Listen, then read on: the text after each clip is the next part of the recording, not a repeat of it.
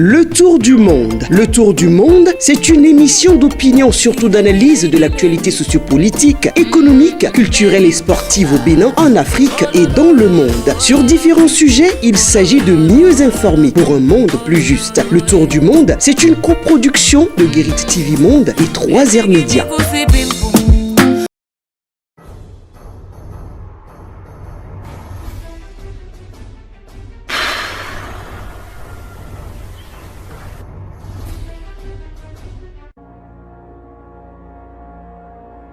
Lundi 13 juin 2022, fidèles internautes de Guérit TV Monde, bonjour et bienvenue sur Tour d'Horizon. Place à la première rubrique de cette émission, le bulletin d'information. Démarrage ce lundi 13 juin 2022 de l'examen du brevet d'études de premier cycle BEPC sur l'ensemble du territoire national.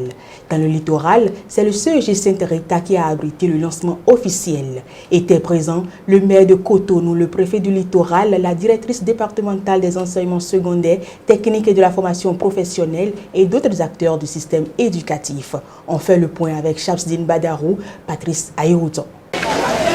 Les candidats à l'examen du brevet d'études du premier cycle BEPC, session de juin 2022, sont au front depuis ce lundi 13 juin 2022. Dans la matinée de ce premier jour, le maire de Cotonou, Luc Setondi Atroko, le préfet du littoral, Alain Orunla, et la directrice départementale des enseignements secondaires, technique et de la formation professionnelle du littoral, Espérance Noudéou, accompagnée d'une forte délégation, ont procédé au lancement officiel pour le compte du département du littoral au CEG Sainte-Rita.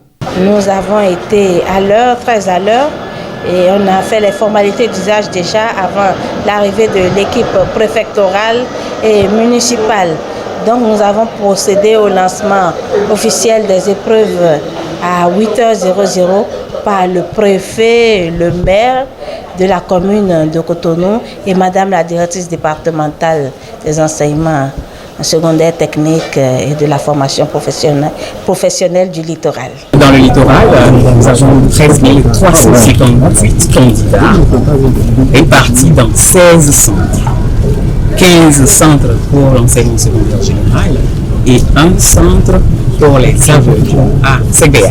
Et pour le centre de promotion sociale des aveugles, nous n'avons que 13 candidats et les 13 345 autres restants sont répartis dans les 15 centres prévus pour les collèges d'enseignement général. Suivront les interventions du maire Luc Setondi Atroko et du préfet Alain Orunla. Pour que les épreuves se déroulent, il faut que différents acteurs puissent se mobiliser. Les enseignants, les parents d'élèves, le conseil municipal, les autorités gouvernementales. Donc, vous voyez, quand aujourd'hui on est là, pour être dans la réalité des faits, on est heureux. Ce que nous pouvons souhaiter aujourd'hui, c'est que ces enfants soient bien inspirés et que dans quelques jours, dans quelques semaines, à la proclamation des résultats, que les parents d'élèves et enseignants et autorités à divers niveaux, nous serons tous contents de constater que les fruits ont porté la première des fleurs. Je crois que nous avons environ 13 538 candidats et le constat, c'est que vous avez environ 7 000 filles et 6 000 et quelques garçons. Ça veut dire aussi que les efforts qui se font pour que les filles aillent à l'école aujourd'hui, au niveau du gouvernement du président Patrice Talon, se matérialisent. Nous sommes là maintenant dans la réalité des choses. Je crois que c'est aussi à encourager. En tout cas, on repart très heureux de ce que les choses se soient très bien organisées. Et nous souhaitons que dans quelques semaines, tous les candidats puissent sauter de joie. Ce que nous souhaitons, évidemment, c'est un fort taux de réussite parce que l'année dernière, nous n'avons pas pu occuper le premier rang comme nous l'avons pu pour le CEP et pour le bac. Et donc le défi cette année, c'est que le département du littoral retrouve ses attributs pour la réussite au BEPC et c'est ce que nous attendons et nous l'avons vu dans le visage des apprenants qui sont détendus, qui sont sûrs d'eux-mêmes, ce qui est le signe de ce qu'ils ont été bien formés et donc nous attendons ces résultats pour nous prononcer. Après le lancement officiel, au CEG Sainte-Rita, la délégation s'est rendue dans les centres de composition de Segbeya et de l'entente pour le même exercice. Direction Bonou pour dire que la voie reliant la commune d'Akromisrété à Ouenri est dégradée à hauteur de Afame-Yovodénou dans la commune de Bonou. Une équipe de la rédaction est allée faire le constat que voici pour vous. La route reliant les communes d'Akromisrété et de Ouenri est totalement dégradée à plusieurs endroits. Ceci entrave dangereusement la circulation. Par exemple, ici à Afame-Yovodénou, dans la commune de Bonou, la circulation est risquée. Ce qui se passe ici sur cette voie est très dangereux. Tous les jours, nous enregistrons des accidents mortels.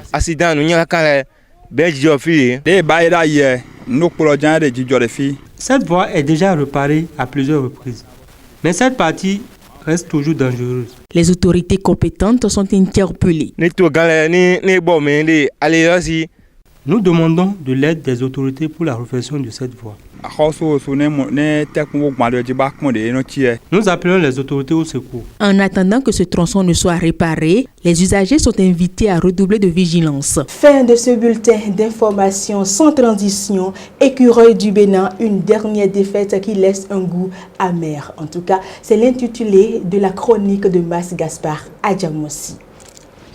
Écureuil du Bénin, une dernière défaite qui laisse un goût très amer. Dans le cadre des éliminatoires de la Coupe d'Afrique des Nations Côte d'Ivoire 2023, l'équipe nationale de football du Bénin a perdu successivement ses deux dernières rencontres. L'une contre le Sénégal, tenant du titre à l'extérieur, et l'autre à domicile contre les modestes Mozambicains. Ces deux rencontres ont eu le mérite de nous ramener tous à la réalité après le tournoi trompe-œil d'Antalya en Turquie qui a fait à tout le monde, à tort ou à raison, que nous avions une sélection nationale qui peut réaliser des miracles. Même si la défaite de Dakar paraît excusable vu la classe d'écart entre les deux nations et l'armada sénégalaise, celle contre le Mozambique en terre béninoise n'est pas compréhensible. Que se passe-t-il au sein de l'équipe nationale de football du Bénin? Que se passe-t-il à la Fédération béninoise de football et au ministère des Sports? Il n'est pas question de jeter l'anathème sur les joueurs et l'encadrement technique, car pour que le staff technique et les joueurs donnent le rendement qu'il faut et que le public exige d'eux, il faut leur créer un cadre, un environnement et des conditions favorables. C'est tellement facile de se défouler sur Moussa Latoundi et ses poulains et les prendre désormais pour les seuls responsables des échecs successifs de l'équipe nationale. On peut changer Moussa Latoundi et changer quasiment tous les joueurs, mais de quelle garantie disposons-nous pour dire que les choses vont véritablement changer? Cette défaite de trop, cette défaite qui laisse un arrière-goût très amer à tous les Béninois, doit certainement servir de déclic pour changer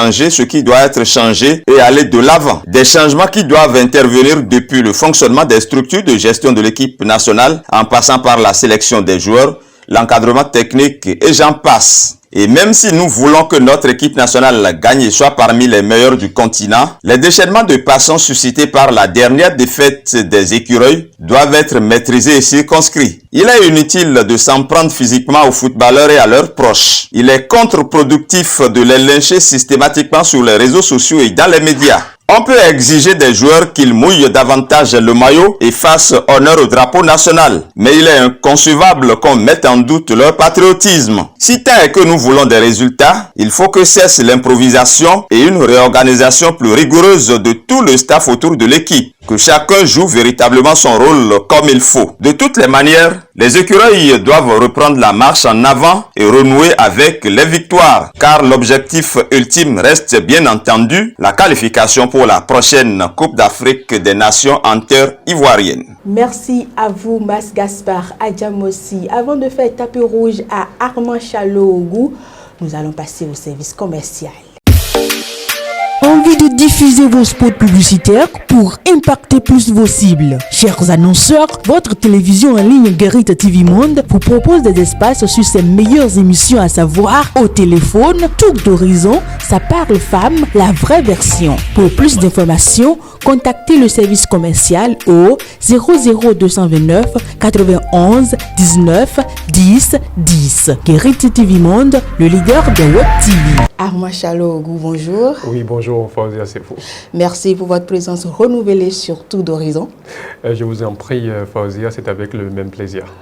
Armand Chalogoub, examen du brevet d'études du premier cycle BEPC. Cette année, c'est la dernière édition du format MLMC. Armand Chalogoub, une réforme dans le système éducatif. Oui, merci Fauzia Sefo. Je crois que c'est dans la perspective de la redynamisation du système éducatif béninois que le ministre des Enseignements secondaires techniques et de la formation professionnelle, Maoignan Kakpo, a, à travers un arrêté, pris cette décision de supprimer les séries modèles longs et modèles courts en 2020. Vous savez, les apprenants ont de plus en plus du dégoût pour les matières scientifiques. Eh bien, en mathématiques et en PCT, beaucoup d'élèves ne voient que du chinois. Fauzia Sefo, vous savez. Alors, le système éducatif béninois qui, entre-temps, formait des têtes bien faites, a commencé à un moment donné par produire des têtes bien pleines. Alors, c'est pour corriger cette situation que cette réforme donc est intervenue. Et il faut dire, Fauzia Sefo, que depuis donc 2020, dans certaines classes, dans la plupart des classes de 4e, eh bien, la réforme a déjà commencé par prendre effet. Parce que ça fait 2 ans déjà que la PCT est enseignée dans toutes les classe de 4e. Alors l'année prochaine, il n'y aura plus de BPC moderne long, de BPC moderne court, parce que les candidats vont composer dans toutes les matières.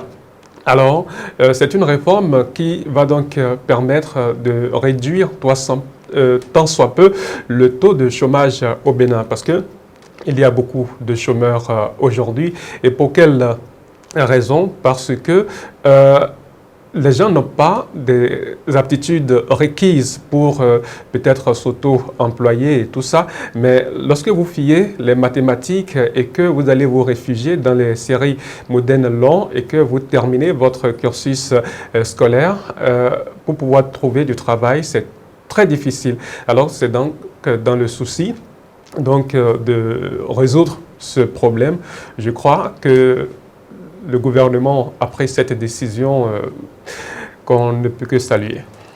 Armand Chalogoub, vous avez commencé déjà par en parler. Les SPCT ont commencé par être enseignés dans les classes et les langues aussi. Mais est-ce que vous pensez que ceux qui étaient déjà habitués aux langues peuvent vraiment prendre le pli avant les examens de l'année prochaine? Vous savez, Fauzia Sefo, si la réforme est intervenue en 2020 et que déjà au cours de l'année 2020-2021, la PCT a commencé par être enseignée en classe de 4e, ça veut dire que la plupart des apprenants s'y sont déjà habitués. Je ne sais pas si vous comprenez. Parce que ce n'est pas seulement la PCT, mais il y a également soit l'allemand, soit l'espagnol. Alors, l'année prochaine, c'est-à-dire ceux qui seront en 3e l'année prochaine, l'année scolaire 2022-2023, ce sont des gens qui ont été déjà initiés aux notions de l'allemand, soit de l'espagnol et à la PCT. Donc, ce ne sera pas une surprise pour eux, ce sera peut-être juste une formalité à remplir. Armand Chalogoub, forum de discussion de ce lundi, on a fini. Un mot pour conclure. Merci Fauzia Sefo. Je pense qu'il faut louer cette initiative, cette réforme gouvernementale, mais la face cachée de l'iceberg, c'est quoi? Il y aura une augmentation de la masse horaire au niveau des établissements. Vous savez, gérer déjà avec les quelques matières, ce n'était pas facile. Et aujourd'hui, on ajoute l'allemand, l'espagnol et la PCT. Ce ne sera pas du tout facile. Il va falloir peut-être encore recruter davantage les professeurs dans cette cette matière-là. Et aussi, les enfants, c'est vrai que ce n'est pas facile. Apprendre toutes ces matières, toutes ces leçons, ce n'est pas chose facile. Il va falloir donc que le gouvernement essaie de voir dans quelle mesure alléger donc les conditions. Et si la réforme ne s'étend pas au second cycle, ça veut dire que le mal demeure. Parce que si au second cycle, il y aura seconde A, seconde D, seconde C, et que ceux de la seconde A ne vont donc pas suivre les cours de PCT, ça veut dire que le problème est à moitié résolu. Ouais. Merci à vous, Manchalo Ogu. C'est moi. À demain. À demain. Tour d'horizon, c'est aussi de l'humour. Suivons ensemble la vidéo du jour.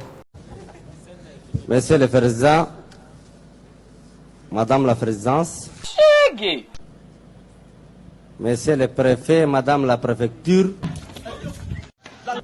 Monsieur le Maire, Madame la Mairie, Monsieur le Peuple, Madame la Population. C'est terminé pour le compte d'aujourd'hui. Merci de nous avoir suivis. À demain.